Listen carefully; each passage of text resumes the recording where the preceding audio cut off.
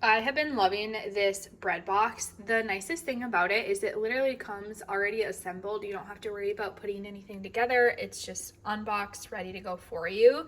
It looks so modern and sleek. I have a very white kitchen, so I wanted something a little bit darker to kind of add a little bit of moodiness here.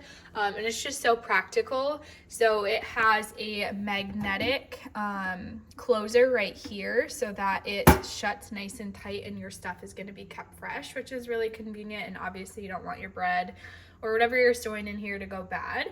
So it's great for the longer freshness. It's an acrylic viewing window, which I really love because you can see that there's stuff in there, but you can't like see the whole view, which I feel like would just like make it a little more messy. And here is what I have in it. I love storing like sourdough and things. I just am out of sourdough, so I literally have some pieces of bread and then some homemade bagels in here too. But you can put baguettes, you can put sourdough, any type of bread that you have. This works wonderfully for. Super sleek, fits a lot. Obviously, like I just have a few things in there, but you can shove it way in the back as well. So love this. The brand actually sent it to me to test out, and it looks sleek, it's practical, and obviously is going to help keep your bread fresh.